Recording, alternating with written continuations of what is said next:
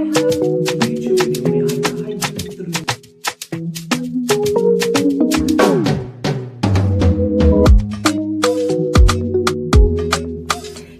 I'm interrupting this podcast and this broadcast to let you know that Club She is the community where you need to be. You're probably asking yourself, what is Club She is and why do I need to be there? Well, Club She is the best community in the world. I mean it. It's a place where we get practical. It's a place where we get real, and it's a place where we truly understand you as a woman. It's a community that you join if every single week you want to take a step forward to bringing your dream to life. The dream of building your business, the dream of turning yourself into a strong personal brand that makes profit. We get practical about how to build your website, how to build your funnel, how to build out your products and your services, how to get an offer that people actually want, how to run Facebook ads and Instagram ads, how to post content, how to show up online, and basically how you can get yourself and your business out there to create the income that you want and to live the life of your dreams.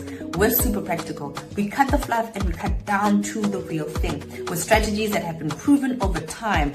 20 years of experience between Nyaki and myself, the co-founders of Club She is, here to lead a community of women who are serving others. Our goal is to reach 1 million people by helping 1 million women, by helping 1,000 women have 1,000 clients. So if that is you, if you have a business idea or you already have your business up and running, if you want to be a coach, a speaker, if you want to start earning income on your terms, whether you have started or you haven't started at all, and all you have is an idea, Club She is the community where you need to be. So make sure that you click on the link down at the bottom and check out this community. Register absolutely for free to get part of the online community. Download the app and have it on your phone, but also make sure that you check out our premium membership where you can get weekly masterclasses, premium resources, and to meet with Nyaki and myself as we coach you through building that dream into a reality. But anyway, let me not waste any more time. Let's get back into this Lunch and Learn. Hello, everybody. You got the video, and it's just me. So, joke's on you. You actually got the one that's not dressed up and pretty. Sorry. How you guys doing? If you are new here, hi, I'm Nyaki, and this is this week's Lunch and Learn. I'm just trying to see if people are joining us. I can see people are joining us. I see people joined us from not Instagram, the red one, YouTube and Facebook. And we are also live on LinkedIn. So you have me today for this week's Lunch and Learn. And we're doing something special. We're talking to a community member today. And so we're looking forward to learning on the other about people on the other side of the screen, right? We connect with women from all over the country, all over the world, actually. And it's always amazing to hear what kind of businesses they do and what kind of who they serve, right? So if you are a aspiring entrepreneur wanting to hear from another entrepreneur who's in the grind with you, this Lunch and Learn is going to be thebomb.com. Kabano's not here today. I'm here on my own. I'm here with my guests. So I feel like it's going to be a short one because usually Kopano's the talkative one. So unless our guest speaks longer, don't expect very long today, because you know me, I'm just like, here's the question, here's the answer. You guys better be taking notes. Listen quickly, okay? Because we're going to be talking quickly. Hello, everyone from YouTube. I see comments come in. Let me know. I think we're trying to connect onto Instagram, which might not happen. But even if it doesn't, it's okay. If you're catching the replay, please do let us know where you're coming from and what part of this conversation you found helpful. Okay, so enough from me. I'm going to actually hand over to our guest. Today, she's going to introduce herself, tell us where she's from, tell us what she does, and tell us who she helps, because ultimately that is the goal for every woman in the club. Ladies and gentlemen, not ladies and gentlemen, just ladies, weighing in at Kopano's noise there. Busi Nkosi. Hi, thank you so much. Thank you for having me, Nyaki. Absolute pleasure. I actually know Busi from the internet, not from the internet. I know her in real life, but from the internet. Yes. You sang at an event that we did in 20.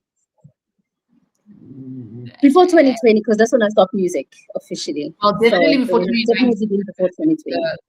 The lockdown happened. So like maybe 2018, which was quite, maybe 2018.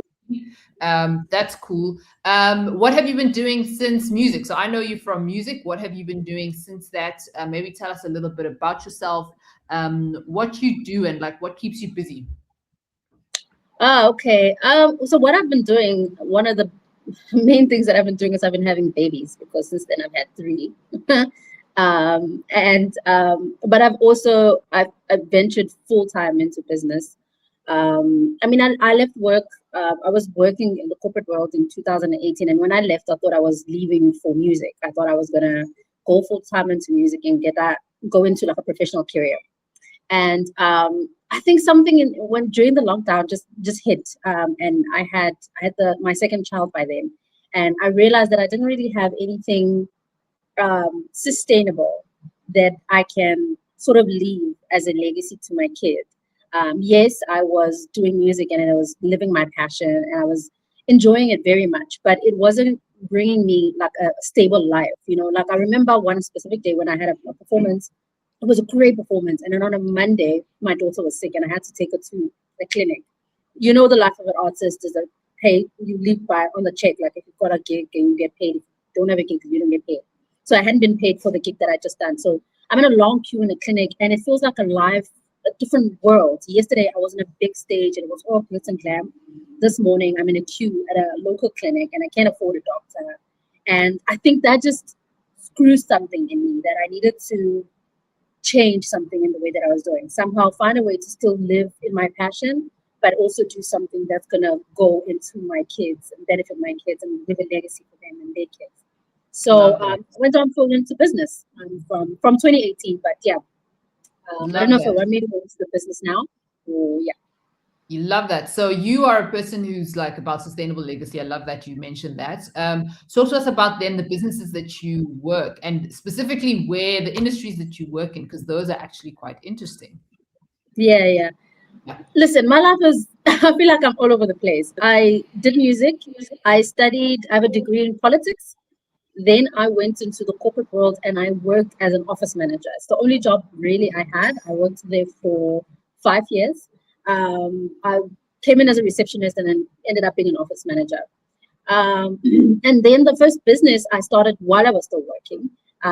My husband, who was still my boyfriend at the time, had a keen interest in furniture, like making furniture with pallets.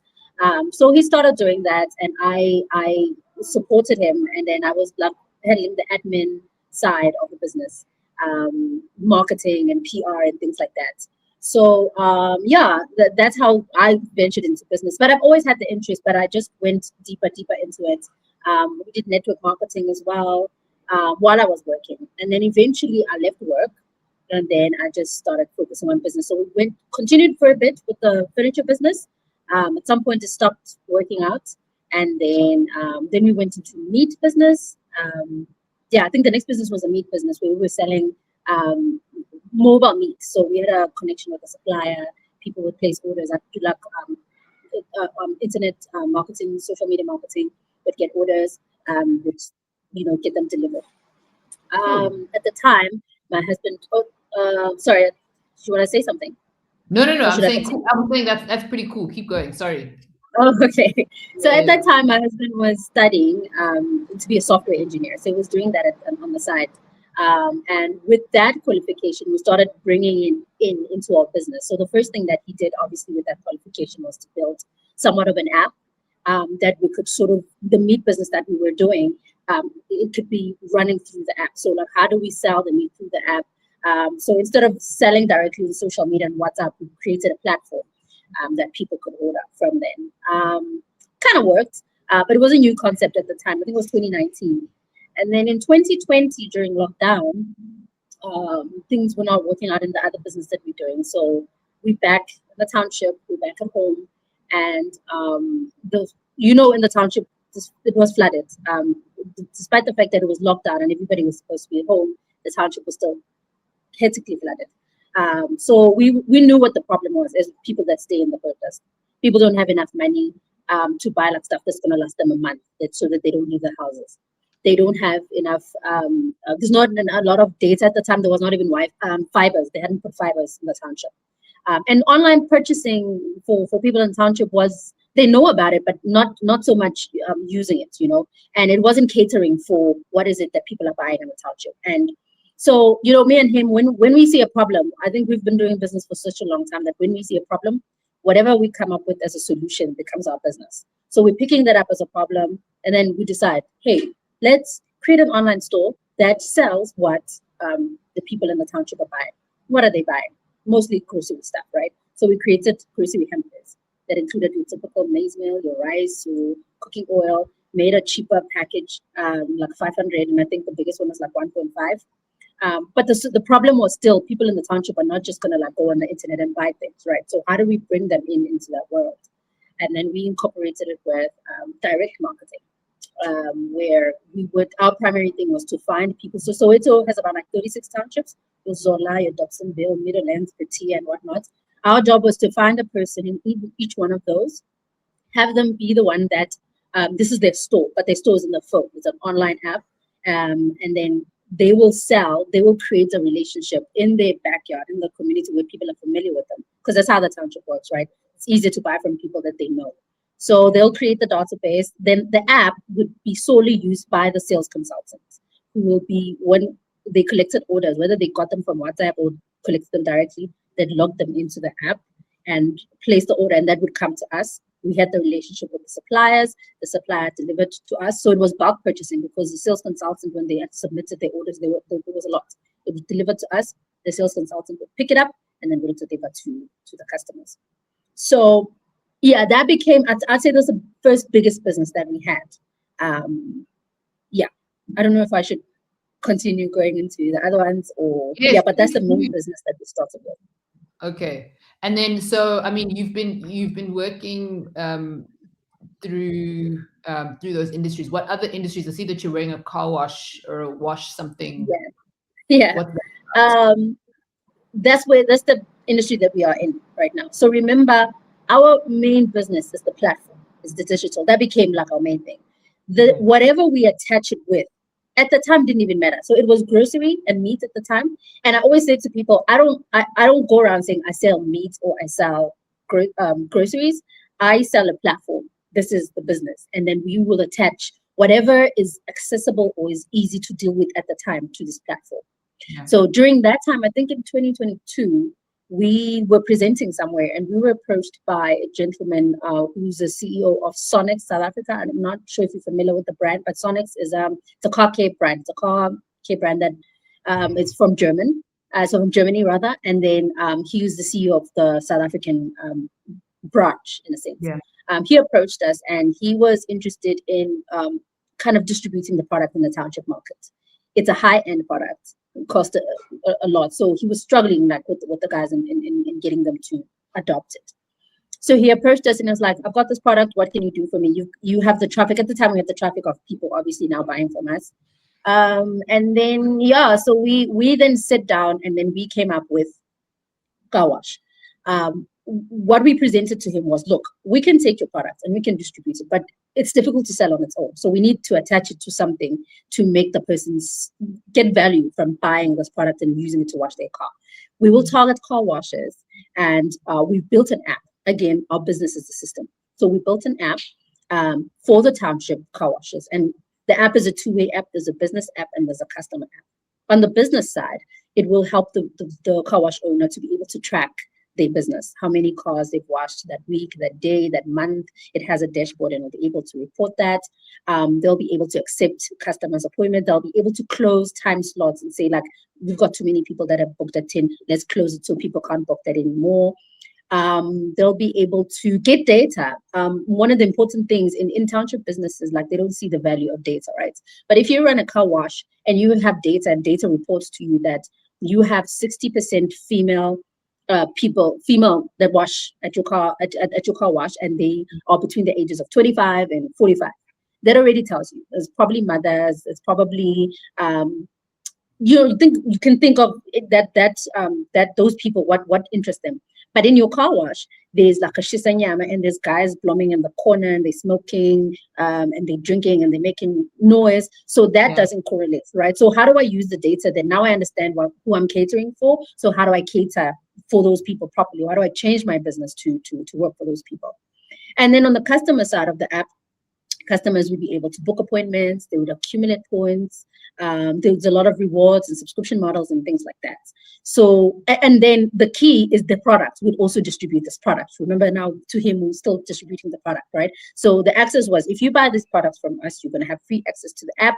We'll give you training, and this is what you're going to do, right? So yeah, between 2022 and last year, we really went all out. We went into 5 different townships. We hosted business seminars, workshop seminars where we invited car washes.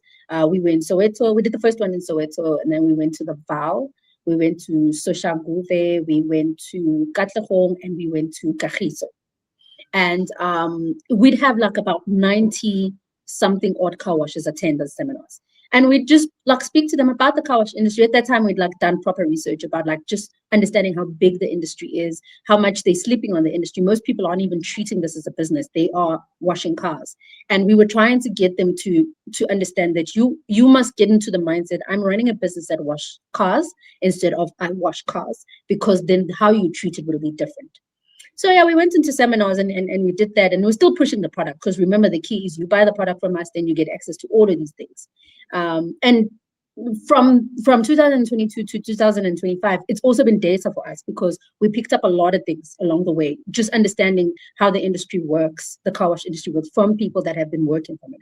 What are the gaps? And some of the biggest gaps was just financial management training, business acumen, business management training, access to, so a lot of them think they need funding, but it's like even the basic stuff. We actually funded, we got help from Mercedes-Benz South Africa. They helped us fund 10 car washes in different townships. And we did that. And I'll tell you now, 7 of those car washes have closed down. They had new equipment. They had the place reconstructed. We gave them stock to wash their cars, sonic stuff to wash for 3 months. So for 3 months, you're washing, you're making money, you're not buying because you have it, right? So now you have the money. What happens, so we picked up, there's a lot of gap, and a lot of it is also like a lot of personal development things. There's a lot of personal development things that are behind, especially with people from EGAS. And so you can give them money, you can give them the funding, you can give them the business, you can give them, but there's more, right? And yeah, that this project, it started as a business where we're selling a product. It ended up becoming a project where we started being invested in, let's teach them, let's get them to do this, let's get them, because we understood that in order to get them to be our customers and buy X amount of these products from us, they need to change, something needs to change, they need to develop. Otherwise we are selling, we might as well go and try to sell to your big garages and stuff and make our money there, right? So that's how the car wash thing started. It has expanded to academy, because ultimately has now moved into more of a training space. And over the years, we did struggle to get people to adopt it, because again, the township is a very stagnant type of place where things work this way. The car wash industry works this way. Who are you? Why are you trying to change this? And although people liked it, they liked the concept, they liked the car wash, they liked everything, but it was difficult for them to adopt it. So yeah, but yeah, I don't know. Do you want, I can go into where we are now. Is last year we decided, because people were not fully adopting it, let's do it. Let's have a proof of concept. Let's prove this, because we've now years of data, and we think and we know this can work, but you just need to understand it fully and look at it as a business. So yeah, so we just recently launched our car wash. It was never part of the plan I didn't even know how to wash a car starting into this. I think I was thinking about it the other day, that 2022, when we started this, I was such a different person. I've grown so much, and this thing is here, and I'm a completely different person. I can wash your car now like spotless, Yeah. But yeah, we've opened our first car wash. It's the first digitally enabled township car wash. There's water saving elements as well. Got water recycling elements. There's so many things that are packed into it. But we're starting it out, and yeah, we'll be very excited to see where this goes. Talk to us about the decision that it was to, that decision to start a car wash, and then how it's going. Yeah, it was simply, it simply started because we couldn't get anyone to adopt this concept. And it was like, okay, so if we believe in it so much, and sometimes, in order to fully understand what people are struggling with, what's the struggle? What's the struggle in this business? the simple thing was, let's get into the business. Let's become car washers. Let me understand what the problem is, because you tell me, but I don't see it, and I'm saying I have solutions for you, but you don't. So let's cut the cord. I'm going to be on the side. I'm going to understand what it means to own a car wash, right? Yeah. So that when I adopt this, I have all I see whether it works or not.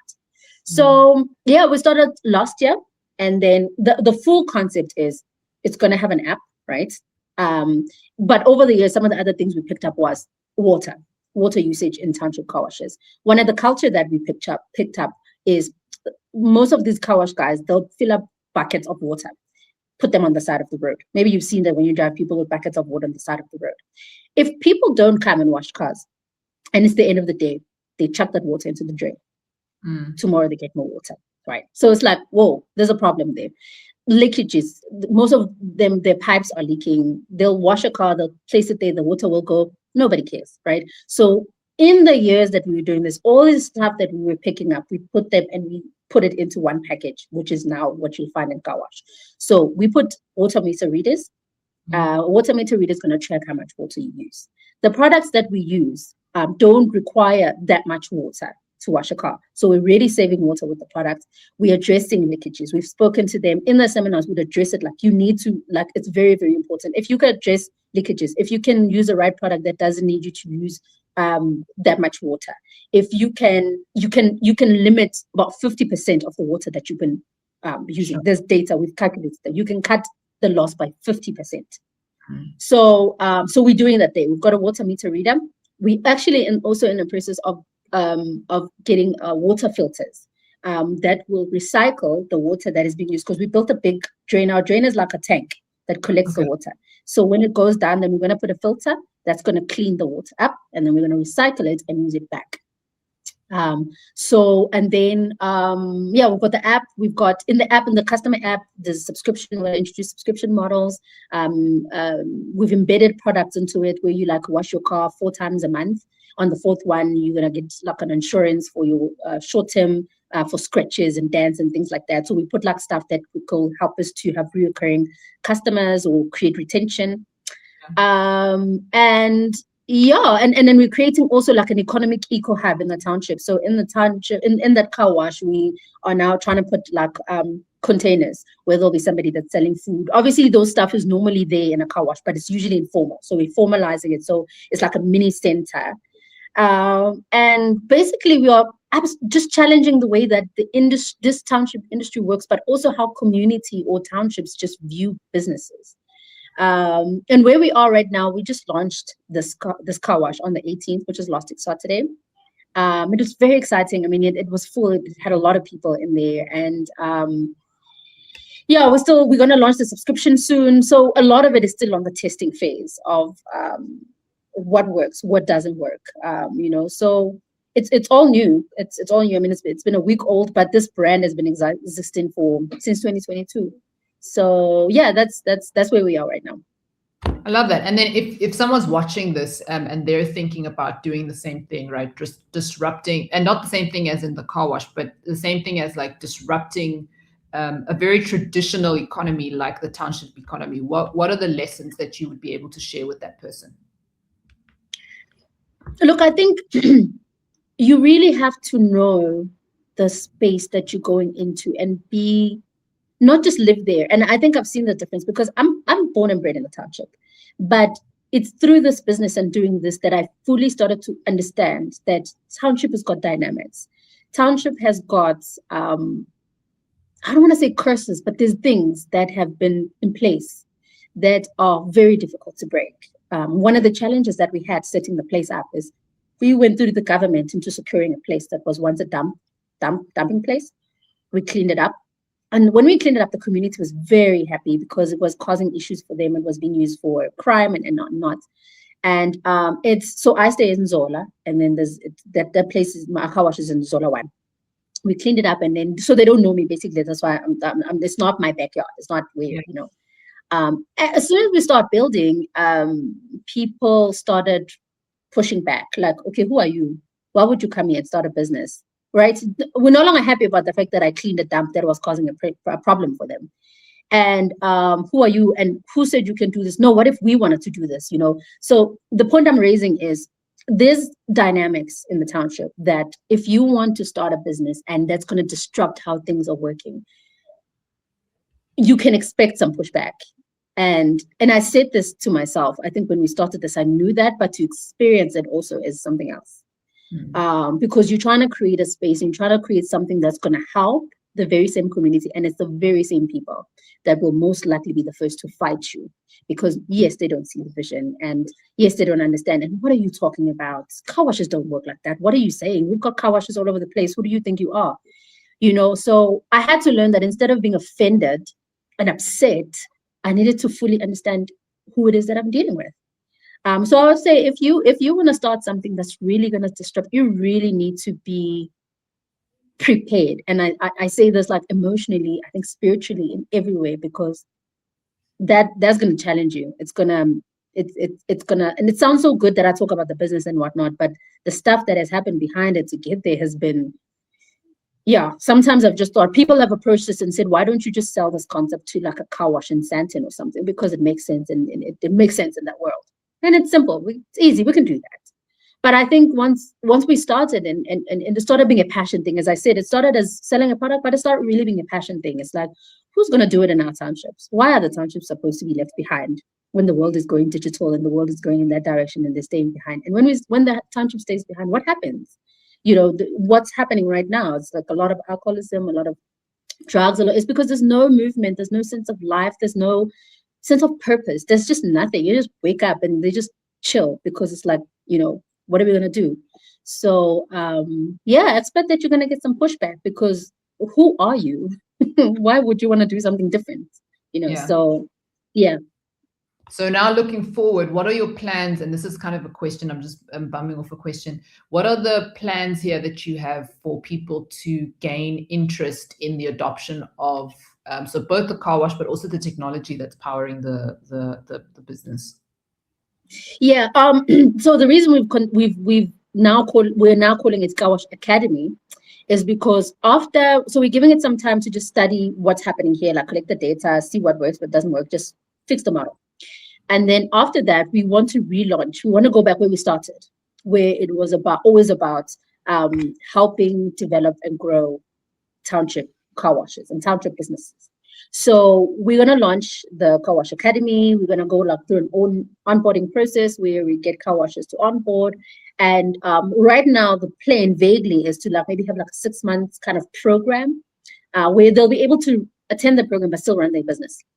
And then in the program, they'll be learning financial money will be definitely a thing there. Business management will be a thing. The app in itself needs training, because you think it's, when you've been working with apps, you think it's simple. We built it simple. People can, but it's not that simple to everybody. And I mean, car washes is different people. There's Umalume who hardly doesn't even have WhatsApp. Then you have your young guy that's more tech savvy. This other one has never even used Facebook. So how do we get all this profile of these people and make this make sense to them? So then that's where the training comes in. There's also car washing training, because the other thing we discovered is people own car washes, but they don't actually understand how to wash cars. They think it's just a bucket and water and you know, but there's a paint element. You know, Japanese paint is different from German paint, is different from American paint, and the treatment of them is not the same. You find people driving cars that have this, you know, when cars look like they've been burnt, or it's been parked under the sun for too long and then now it's losing color. People don't understand that problem happens at the car wash. It's because of a product that was used that removes the protective layers of the wax in a car. So we do training. We've partnered with Sonics, by the way, in this project. So they bring in a bit of, because they own a detailing center. So there's training of car washing there as well. And then there is training of the system and all of these things that we're putting into place, the water, the importance of the water and whatnot. And yeah, so the plan is not just to have this car wash and us being fancy about being the first tech digital car wash, but the plan is to roll it out, get other car washers to adopt this through our training. And when a person is done at the end of the training, they're going to turn their car wash, into what car wash is. It's going to have the water meter reader, it's going to have the app, the water filter. We're trying to get partners as well that are going to like help us with like Jojo tanks as well for water. So we're trying to be off grid. We're trying to be, you know, everything is just, so once we've fully packaged it here and we've got the partners here, then it's easy when we go to other places that we know that, and we know the cost value of everything. Once when you graduate, you get funded to turn your car wash into this. So one car wash at a time, I think we are impacting people's lives. We are the social economic impact. There's an economic, there's an environmental economic impact. There's environmental impact as well. So I think one car wash at a time. This is us trying to impact the world, basically. I love that. And then obviously you're building the business with your now husband, right? And what does it look like day to day, like running a business with your partner, husband? A lot. There are questions people always ask all the time, and it's always an interest to people. They're like, so you guys just like work together 24/7? How do you make it work? You know what? I'll say it's not an easy thing. I think anybody who's maybe not everybody, other people's marriages work, but it's not easy. I mean, because there's different dynamics. There's a dynamic of I'm a wife, a Christian wife, and how does that look like? Then I'm a business partner, and how does that? And those are two different people. And I think up until now, I won't say that we've found this solution of how to draw the line between the two, but it's been a learning experience. Every day now is become different because we've got another business. I didn't actually touch on it. We've got another business where we a polish business, where a tire polish business that came up in the space while we were working with car washes, and then we discovered that there was a gap. And I remember I said at the beginning, every time we see a problem, when we come up with a solution, that's our business. So there was a problem. Part of the guys were mentioning polish. They were using shoe polish, which does an amazing job on tires, by the way, but it's expensive and it's not, sustainable. And so, we've got that business where we manufacture tire polish. So we've now had to separate because the businesses are picking up, both of them. So he's mostly on the manufacturing side because he's the one that came up with the formula of it. I'm not so much into the manufacturing. But I'll once the business restarts, because we're in the process now of adding other kake products, I'll be responsible for the PR, the marketing it, the getting it out there, basically. Yeah, but right now mostly we separate a lot. I'm mostly in the car wash. I was fully on the setting up on the car wash while he's fully on the setting up of the polish. And I think it's the first time in years since we've worked together that we've had to separate like that. Everything we've sort of been in the same space. Work together everywhere. So it's been an interesting challenge. I think that was the other part that was challenging. I think when it was the first time when if I'm like was hit by a challenge, I was alone. And he was struggling with what he was struggling, and we'd only talk about it when we get home later, which is what I think most people are used to. But for us, this in the years that we've been together, it's been like here together, everything. We eat together, we fight together, we work together, everything is just happening in one space. So it's interesting, but I would say our relationship is strong because of our business. Because if we have struggles, if we fight, and I'm petty, so when we fight, I'll decide I'm not going to talk to you. But we run a business, and an email is going to pop in, and then now I have to discuss. I have to swallow my pride and say, "Oh, did you see this, or did you do this?" And that would initiate communication. And then, then we'll start talking. And then the next thing you know, that thing is dealt with. And, so I find that the business has helped our personal relationship a lot. So, yeah.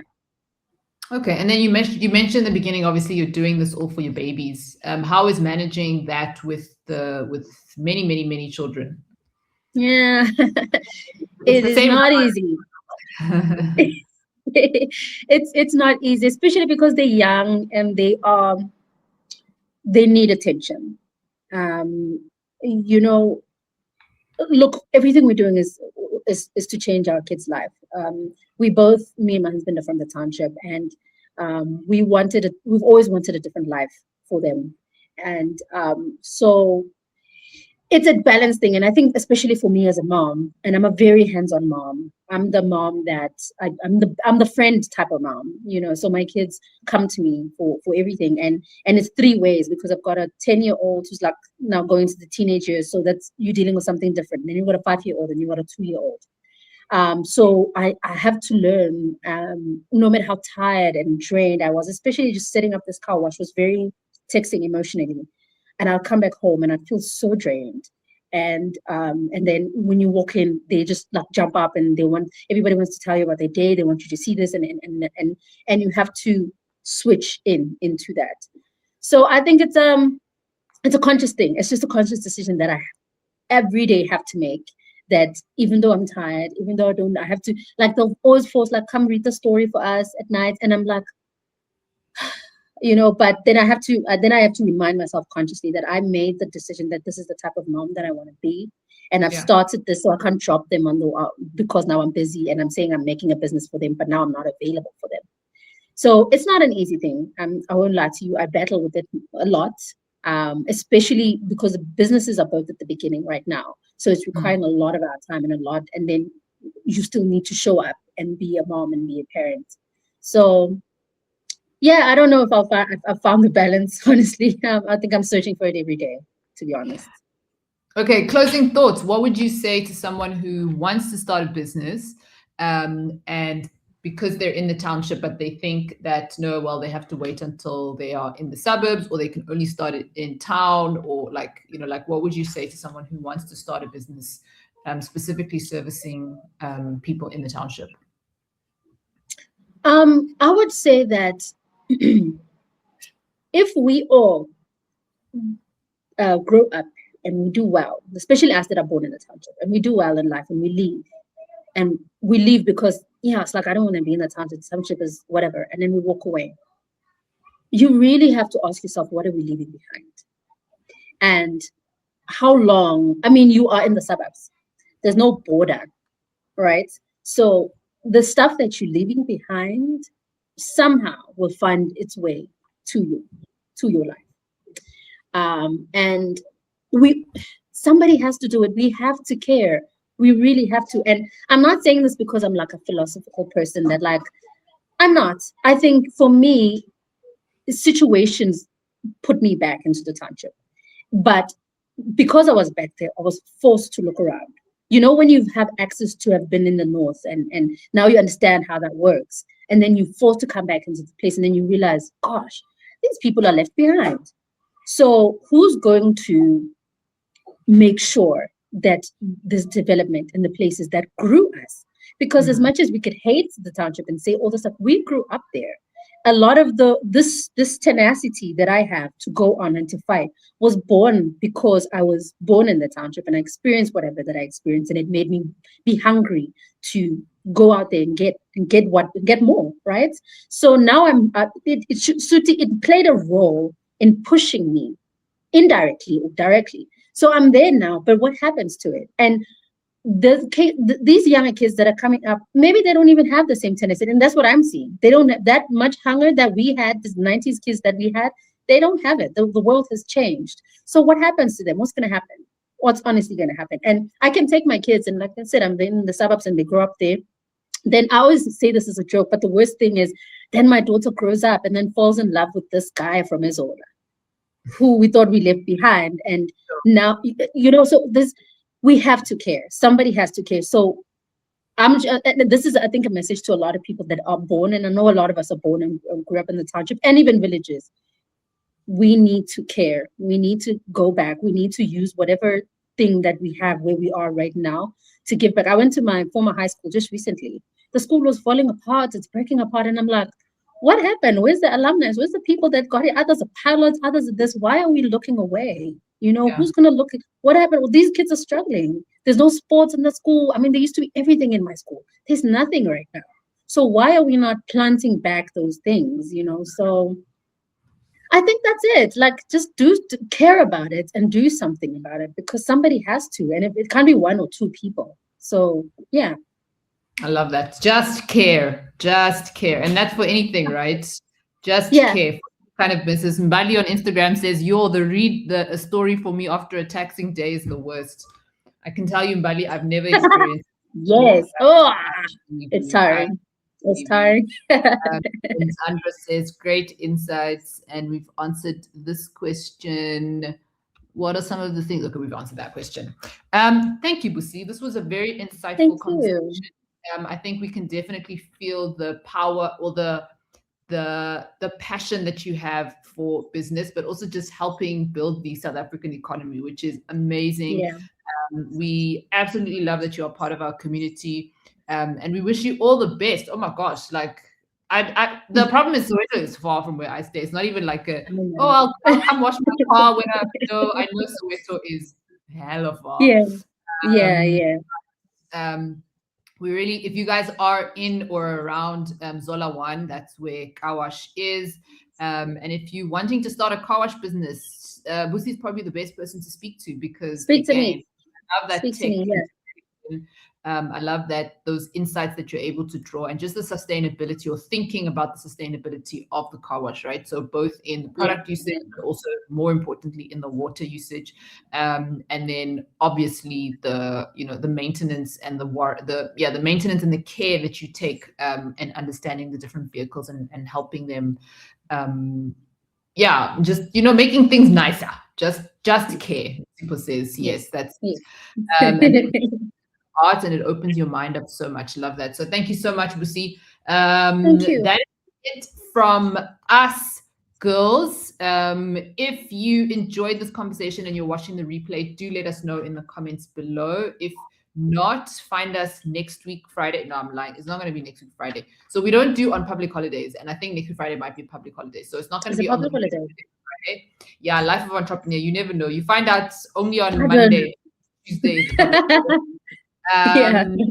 So we will see you guys on the internet. We'll see you the next Lunch and Learn. Remember, we go live every Friday at 1 o'clock for about an hour, speaking to women that inspire us and women that can inspire you. Thank you so much, Busi. Appreciate you. Thank you for having me. God bless. Absolutely.